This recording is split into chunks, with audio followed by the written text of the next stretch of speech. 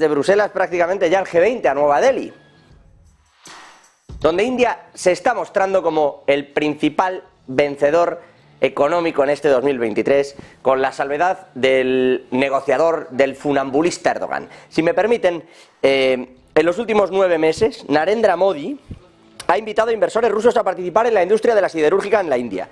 También ha cenado en la Casa Blanca, en el Elíseo, con Emmanuel Macron, en París. Joe Biden ha dicho que India y Estados Unidos están entre los socios más cercanos del mundo. Y Vladimir Putin, ya saben que la semana pasada dijo, promocionando ese encuentro entre uno y otro, futuro, pero sobre todo la buena relación que tenían, una asociación estratégica especialmente privilegiada de Rusia con India. No va a asistir, por razones evidentes, y que ya mostró a la cumbre del G20 Vladimir Putin. Narendra Modi le ha restado importancia a que no esté Putin, por las razones obvias, y a que no esté Xi Jinping, por las razones no tan obvias, y que tiene que ver con ese conflicto que les venimos contando aquí de Arunachal Pradesh, y con eso de que China considera que eso es su tierra y lo ponga en su mapa. Algo que a India no le parece. El caso es que Li Qiang, el primer ministro, sí va y está hablando bien. Hoy ha hablado desde la ASEAN, desde la Asociación de Estados en esa región del sur y de Oriente. Ha hablado ahí de cómo, ojo, otro de los detalles de la jornada, de cómo contrarrestar el efecto del dólar, que está siendo importante. De hecho, China y Japón siguen en eso. Japón, es aliado de Estados Unidos. Pero les decía, el vencedor de todo este año económico está siendo un Modi que negocia con todo el mundo, que cena en todas partes, que ahora coge el G20 y a ver cómo salimos de Nueva Delhi. Desde que a finales de esta semana veamos cuáles son los resultados de la gestión de India y de Modi al frente de ese G20 y cómo han administrado las reuniones, los encuentros y las relaciones comerciales. Pero les decía, hoy protagonista China, porque ve que el renminbi, el yuan si lo prefieren, se está debilitando frente a un dólar que cada vez está ganando mayor fortaleza. Está haciendo tanto daño esta fortaleza del dólar que son muchos los que tiran contra la divisa norteamericana. China y Japón, en concreto, Japón, insisto, socio de Estados Unidos y demás, pero claro, llevan 11 meses beneficiándose en las exportaciones de que el yen, bueno, aquí tienen precisamente ese cambio, dólar-yuan, y los movimientos que va habiendo. Y no le va gustando a China la debilidad que tiene mientras cae en parte, y bueno, y sin en parte, su imperio inmobiliario dentro y tratan de reenfocar la economía, que se hable de los Goldilocks, que se hable de que Estados Unidos va a tener una rebaja en la inflación sin que sufra el mercado laboral y sin que sufra la economía. Pues hombre, no está ayudando. Sobre todo porque se fortalece uno y sigue debilitándose el otro. ¿Qué pasa si ocurre al revés? Bueno, para empezar, esto afecta a las exportaciones. Digo, llevan beneficiándose de la situación un tiempo. En concreto, el repunte del dólar amenaza, les decía yo, con llevarse a mínimos históricos al yuan y al yen, que en el cambio de las exportaciones les hace polvo a las empresas nacionales. Claro, mientras se han mantenido relativamente altos, relativamente estables, se han beneficiado de todo esto. De hecho, llevan más de 6 meses China beneficiándose de esos cambios y hasta 11 meses ha ido logrando en este último año Japón mantener un nivel del yen bastante aceptable, sobre todo en comparación con el resto de años previos, para que las exportaciones tuvieran sentido y estuvieran fuertes, a pesar de que evidentemente el dólar sigue por encima del yen, no lo duda nadie, no estoy en eso, pero el tipo de cambio le ha venido muy bien y ahora vuelve a estar demasiado débil el yen japonés. ¿Qué están haciendo los gobiernos? Intervenir. Japón está pensando directamente en entrar y meterle mano al yen, en realizar compras, en lanzarse desde su banco central a soltar ciertas reservas de divisas y fortalecer precisamente el yen. Está en eso, intentando precisamente que una situación que es coyuntural y externa le siga siendo beneficiosa. Hablo del dólar como hablo de que los precios de la energía han llevado por fin la inflación al alza, evitando ese fenómeno de deflación que durante tanto tiempo ha golpeado a la economía japonesa. La economía japonesa que además tiene una idiosincrasia bastante particular. Y básicamente porque compran su deuda a través de sus propias empresas con los propios bonos de los propios japoneses. Es decir, son tenedores de su propia deuda, que es una cosa extraña, la verdad, en los tiempos que corren, y lo que hacen es además meter ahí ahorros porque lo que hay dentro, con ese fenómeno de la deflación, no les valía a futuro para poder venderlo, no les servía como sistema de ahorro, comprar una vivienda o etcétera, ¿no? Todo valía menos después. Ahora, metidos en este fenómeno inflacionario global, les ha venido bien, porque efectivamente la inflación ha repuntado, también lo ha hecho el gasto, y además tenían un yen relativamente fuerte, insisto, no por encima de $1, de cajón, pero relativamente fuerte, que también les ha permitido a las exportadoras japonesas ir haciendo una caja mayor y tener buenos resultados. Ahora hay un cambio. Y es lo que quiere intentar evitar. Japón está cómodo en esta situación y trata de que se mantenga así. China, por su parte, ha fijado el miércoles la banda de negociación del renminbi o del yuan frente al dólar en un nivel inesperadamente alto. En concreto, bueno, ya saben que la banda, el yuan, el Banco Central chino fija una banda de negociación y dice, pongo el precio aquí, y el renminbi o el yuan se puede negociar, mientras yo tenga el precio fijado ahí, un 2% por arriba o por abajo. Pero es la forma que tienen de intentar que no se mueva, de controlar su propia divisa, de intervenirla, de facto. Están en eso. El renminbi había caído un 5,6% frente al dólar este año y el yen un 11%, a más de 147 yenes. Ese es el recorrido que está llevando. Insisto, porque es insólito lo que está pasando en Estados Unidos. Que caiga la inflación y no caiga el empleo, no caigan los salarios, es raro. Por algún sitio ha de agrietarse. No vemos el cisne negro y es verdad, y aquí lo hemos comentado muchas veces, que Joe Biden dope la economía estadounidense, lo distorsiona todo. Pero es insólito y está pasando. Por las razones que sea, pero está ocurriendo. Y eso, claro, da una fortaleza al dólar que no se ve en otros sitios. La brecha entre los rendimientos del Tesoro, por ejemplo, estadounidenses y los bonos del gobierno chino, los denominados en yuanes, se ha ampliado en las últimas semanas. Y eso podría llevar a una segunda derivada, que es que siga saliendo capital de China. Ya saben que el capital extranjero por primera vez está dando saldos negativos netos. O sea, saldos netos negativos. En China, por primera vez se van más fondos, también ha pasado con los fondos de cobertura, de los que entran, que es raro, en muchísimo tiempo. Prácticamente histórica. Desde que se contabilizan así las entradas de capitales. Entonces, quiere darle la vuelta a esto también el gobierno chino. De momento pasa por esa intervención del renminbi y, si me permiten, pasará seguramente también por anunciar una serie de medidas económicas dentro del país que impulsen precisamente el consumo interno y que hagan que se fortalezca ese yuan. Amén de todo lo que ya están realizando para con el resto de países de los BRICS, donde intentan que el yuan también sea una moneda fuerte. Aunque, insisto, sigue lejos. Estamos hablando de intercambios internacionales y el dólar representa más del 80% de los intercambios entre pagos internacionales. Pero vamos con los dos asuntos que marcan, decía yo, la jornada. Uno, ISM, sector servicios en Estados Unidos. Y el segundo, el petróleo. Vladimir Putin y el príncipe heredero de Arabia Saudí han pactado por lo que ellos han llamado la estabilidad de los mercados energéticos. Que viene a ser, este gráfico les va a encantar, que viene a ser en realidad que queremos que el petróleo esté alto. Da igual si me ponen o no un tope, porque voy a venderlo en otro sitio o me lo voy a saltar de otra manera. Es lo que viene haciendo Rusia, tampoco le demos más vueltas. Ustedes me ponen un tope en 40, durante un tiempo parece que va a caer el petróleo, pero no es verdad, porque yo reduzco, que es lo que hacen, la producción de ese crudo, y además se lo vendo a agentes externos, que luego, por cierto, acaba en Europa, pero más caro. Esto viene pasando, y Arabia Saudita está cómodo también, porque ha dejado de lado esa habitual alianza con Estados Unidos, y está muy cómodo, ahora mismo, pactando esas subidas y esos movimientos con Rusia.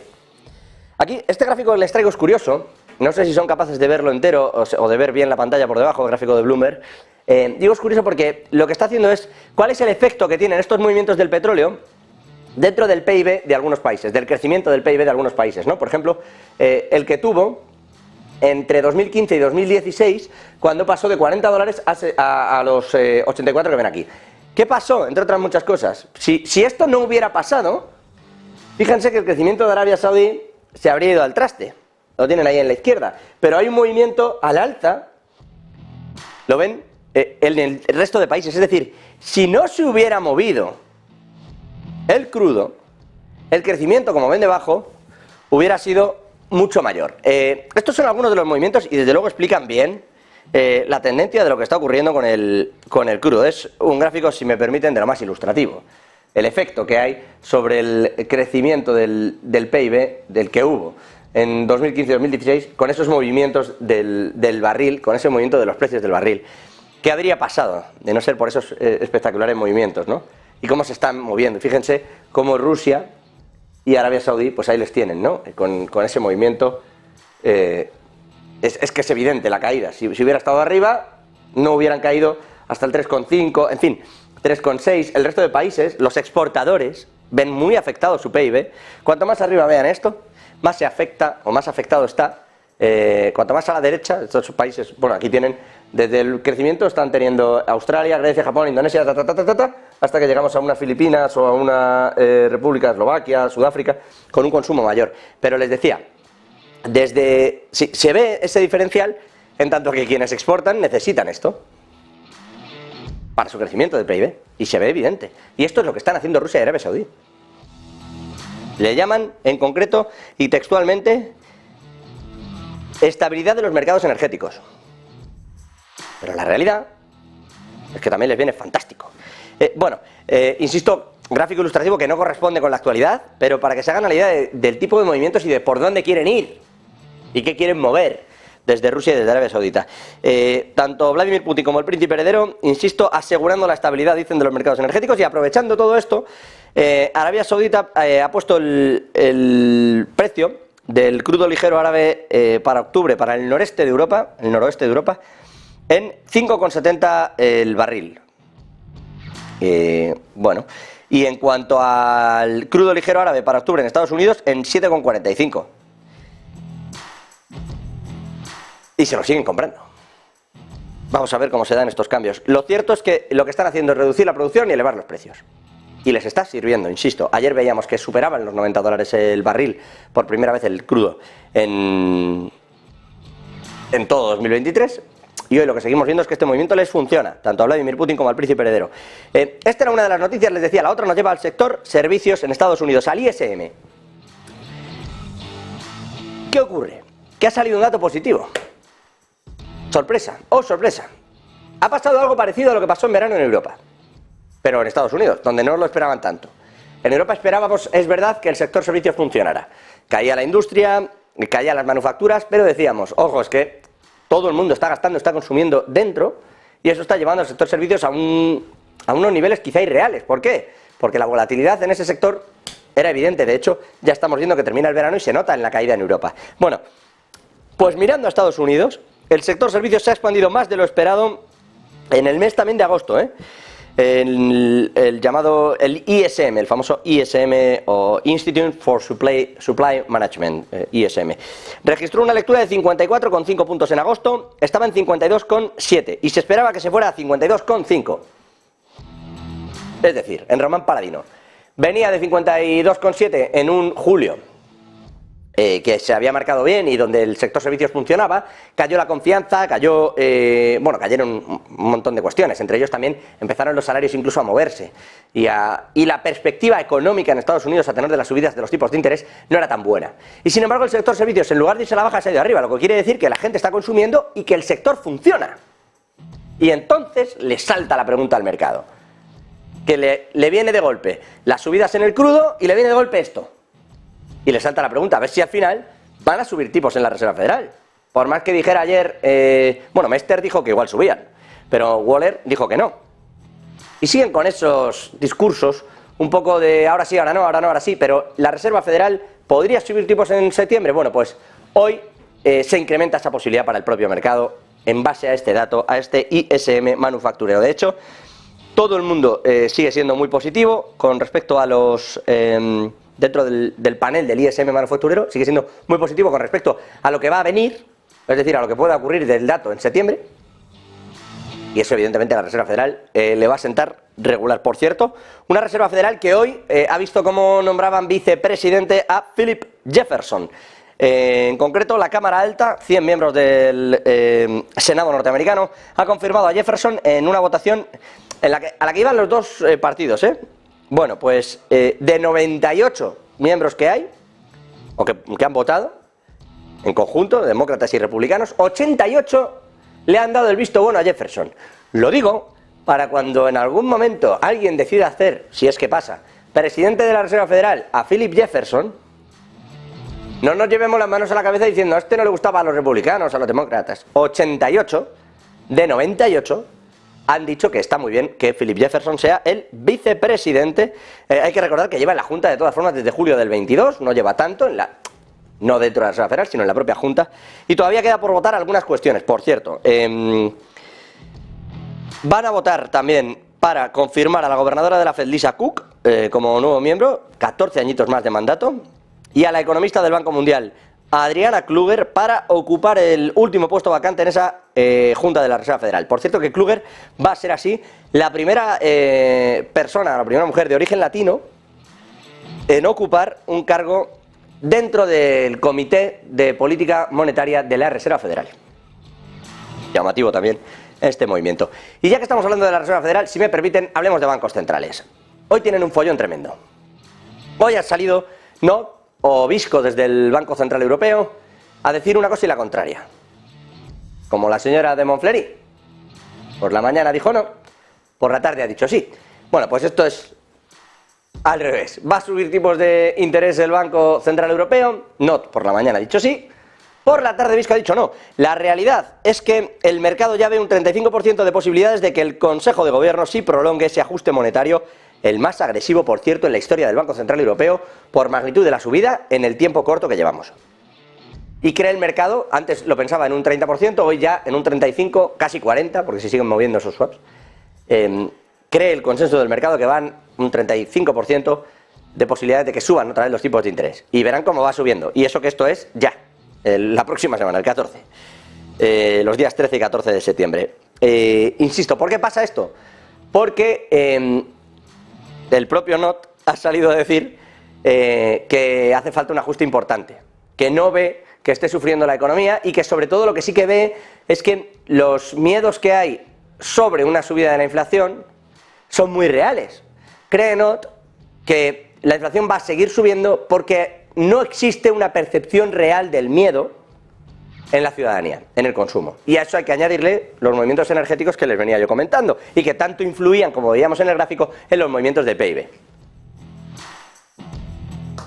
Pero claro, luego ha salido Visco por la tarde a decir, bueno, a ver, es que hay muchos datos que también están saliendo negativos, la confianza ya está, lo hemos visto con la confianza en Alemania este mismo mes, que está no destruida pero bastante alicaída, y desde luego lo que está es Alemania con un problemón que tiene Olaf Scholz, su canciller, pensando que el crecimiento negativo en todo el año, una contracción todo el año, es un golpe durísimo para la locomotora europea.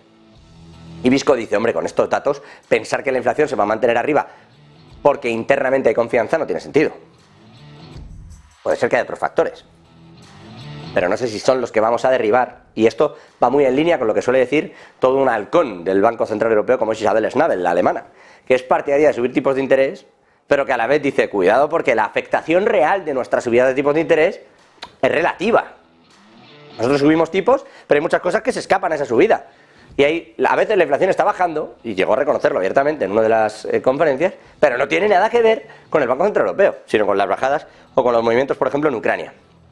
El caso es que hay una cierta alarma monetaria, como les decía yo, que está impulsando al BCE a intentar moverse y situarse mejor, a China a intentar discutírselo al dólar, a Japón también a intentar fortalecer un poco al yuan.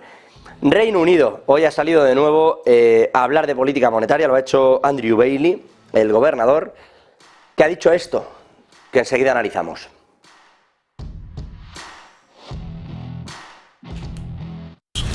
I think we've moved from a period where, and I think we've discussed this before, I would disagree with you on this catch-up point because of the nature of the shocks that we've had, and particularly the shocks we had last year coming from the Ukrainian war. So there was a period where it seemed to me it was clear that rates needed to rise going forwards, and the question for us was how much and over what time frame. But we're not, I think, in that place anymore, and that's why we shifted our language to being much more evidence and data driven to start with. That was important. We also introduced in August, very deliberately, the point that we think policy is now restrictive in its impact. Bueno, una conferencia bastante más larga, más de 2 horas ha estado hablando Andrew Bailey, y además, entre otras muchas cosas, ha dicho esto que estaban diciendo. Ahí tenemos a Javier Luengo, que enseguida va a comentar también algunos de estos asuntos, pero le decía, en una conferencia bastante larga, el propio Andrew Bailey ha comentado que es que muchos de los shocks que tiene la economía no es que estén remitiendo, pero no son afectados por las políticas de los bancos centrales. Y algunos son más persistentes que otros, y es verdad que algunos se están asumiendo de mejor manera que otros. Ha salido también Canadá a mantener tipos de interés en el 5%. Van a ver de todo, desde lo que les digo, Banco Central Europeo diciendo que no está calando y que igual hay que subir tipos. El Banco de Inglaterra, cuidado que los shocks no dependen solo de los bancos centrales. El Banco de Canadá, que ha mantenido los tipos en el 5%, pero es que Polonia ha bajado tipos y Turquía no sabe qué hacer, pero ha decidido ponerse muy duro. Vamos a ir con todo esto. De hecho, vamos con Canadá. Veíamos a Javi Luengo. Javi, muy buenas tardes. ¿Qué ha pasado exactamente con esta decisión de tipos del Banco de Canadá? Era lo que a todas voces se sabía. El Banco de Canadá se decide, tras 13 reuniones consecutivas subiendo los tipos de interés, finalmente en parar ese endurecimiento monetario. Fue también de las primeras entidades en poner en marcha este ciclo de subidas de tipos dentro de los bloques y de los grandes bancos centrales del G7. De hecho, y lo que deja cuenta el Banco de Canadá en las últimas horas es que los tipos oficiales para el dólar canadiense se van a quedar en el 5%, el tipo bancario en el 5,25% y el de depósito sobre también estos 5 puntos porcentuales. El banco aplica y sigue aplicando su economía de ajuste cuantitativo porque la inflación en las economías generales, en las economías avanzadas y desarrolladas, dice el organismo en un comunicado, se está demostrando cómo va poco a poco a la baja y cómo las medidas de la subyacente también, a pesar de que siguen siendo elevadas, muestran cierta desaceleración, lo que da cuenta de cómo se está consiguiendo restaurar la estabilidad de precios en las grandes economías del mundo. A pesar de que el crecimiento mundial se ha desacelerado en el segundo trimestre, todo por culpa de China y su desaceleración significativa, la debilidad del sector inmobiliario socava la confianza, parte de la confianza de los consumidores finales y de la demanda interna de los países, y esto hace, a juicio del Banco de Canadá, que lo que viene en cuanto a precios vaya a ser una moderación en las subidas de los datos de IPC. Por eso no suben tipos esta vez y se deciden antes de final de año a ver qué hacen. De momento el mercado descuenta que se pueda mantener esta relajación de política monetaria en lo que viene. Era lo que a todas voces se sabía. El Banco de Canadá se decide, tras 13 reuniones consecutivas subiendo los tipos. Bueno, ya le daba con más ganas. Esto respecto al Banco de Canadá. El Banco de Turquía también se ha pronunciado hoy. De hecho, con los detalles, Marta Vilar, hablando precisamente de un movimiento, ojo, que veíamos venir, porque es verdad que Erdogan, desde que ya ganó las elecciones, se quitó la careta de bajar tipos de interés y de incentivar la economía, y ahora está en la presión. ¿Qué ha hecho exactamente el Banco de Turquía? ¿Cómo está manejando todo esto? ¿Qué ha dicho Recep Tayyip Erdogan? Marta, muy buenas tardes.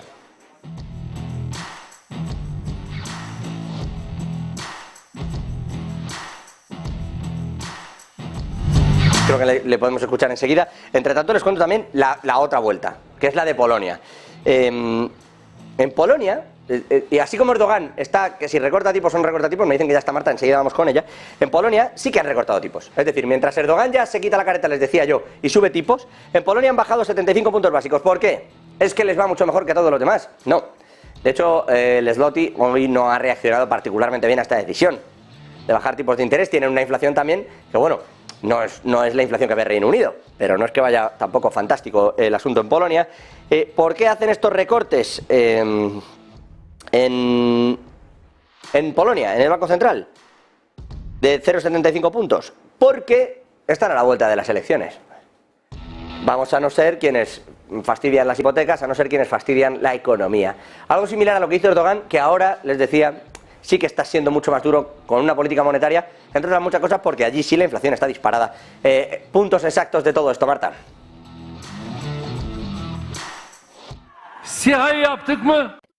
Todo un giro en su opinión sobre la política monetaria y sobre cómo debe enfrentar a la inflación. Ahora, después de que durante años haya cambiado a muchos gobernadores del Banco Central de Turquía porque no estaban en línea con su opinión de que los tipos de interés había que bajarlos para combatir la inflación, bueno, pues después de todo eso, después de todo lo ocurrido, ahora lo que dice Erdogan es que hay que tener una política monetaria más restrictiva para poder combatir la inflación, es decir, todo lo contrario a lo que ha venido diciendo hasta ahora en los últimos años. Hoy el presidente turco ha dicho que se necesita una política monetaria estricta para frenar la inflación. Desde luego, todo un cambio de postura. Sus palabras textuales han sido: reduciremos la inflación a un solo dígito con el apoyo del ajuste monetario y mejoraremos el equilibrio de la cuenta corriente. Claro, esto da a entender a los mercados que se esperan más subidas de tipos en Turquía. Por cierto, unos tipos que ya están en el 25% después del subidón de los 750 puntos básicos de finales del mes de agosto. Recuerden además que, insisto, Erdogan ha sido muy contrario a las subidas de tipos que estaba realizando Occidente hasta ahora porque consideraba que de hecho la inflación solo se bajaba con bajadas de tipos, pero ahora parece que cambia de opinión. ¿Qué es lo que ha pasado? Bueno, pues que después de haber sido bueno, pues vuelto a elegir como presidente de Turquía. Además, también Erdogan ha vuelto a cambiar al gobernador del Banco Central del país y ha puesto a una de las ex jefas de Goldman Sachs, que ya saben que tiene un poco la misma visión o la misma postura que tienen desde Occidente, que hay que subir los tipos para bajar la inflación. Eso ha estado haciendo y ahora parece que Erdogan comulga con esta postura, con que hay que seguir subiendo los tipos para que la inflación en Turquía, que sigue muy alta, en torno al 60%, pueda seguir bajando. Todo un giro en la opinión monetaria que tenía Recep Tayyip Erdogan. Bueno, pues todo esto, gracias Marta. Respecto a eso, a Turquía, yo no sé si los bancos se han vuelto locos o no. No sé si la diferencia económica es tan abismal entre unos países y otros en el viejo continente como para que las decisiones de política monetaria sean tan distintas. Y vamos a ver también qué piensan de esto de Reino Unido, lo vamos a mirar. Antes, si me permiten, y antes del asunto crucial a estas horas, que es el libro beige de la Reserva Federal, que les hablábamos al principio, esos movimientos que están teniendo y donde hablan de que ha habido un crecimiento moderado en todo el país del empleo y eso les ayuda a pensar que no hay que subir tipos, pero ahora les detallamos todo y lo analizamos.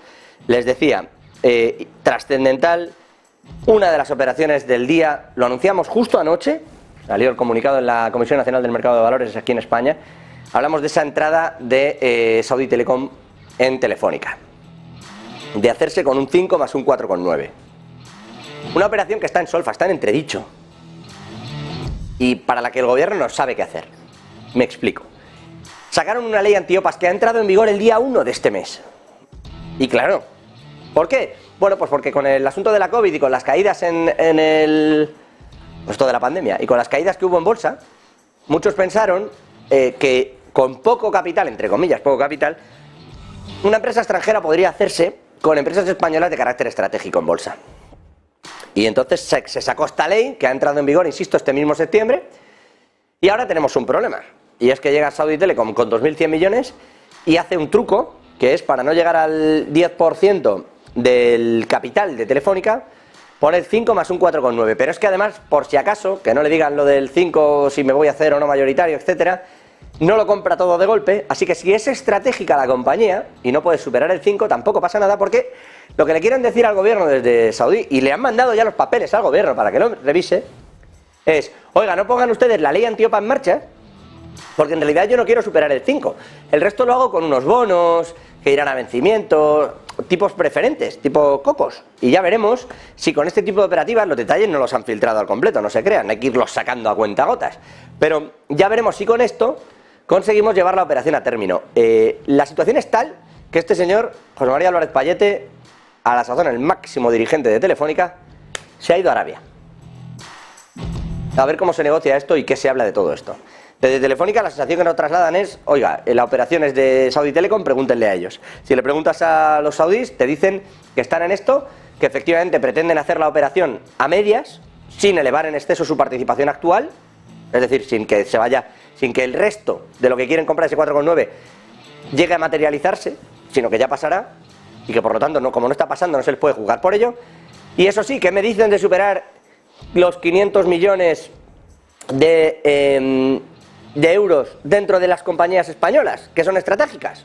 Porque en teoría, otra cosa no, pero Telefónica podría decirse que lo es. Eso es lo que está analizando el gobierno. Porque si alguna de estas cosas pasa, hay que paralizarlo. ¿Qué pasa? Que desde el gobierno andan divididos, no se crean. La parte que toca a Sumar, a Yolanda Díaz y hacia abajo, ya han dicho que por ello se paralizaría la operación.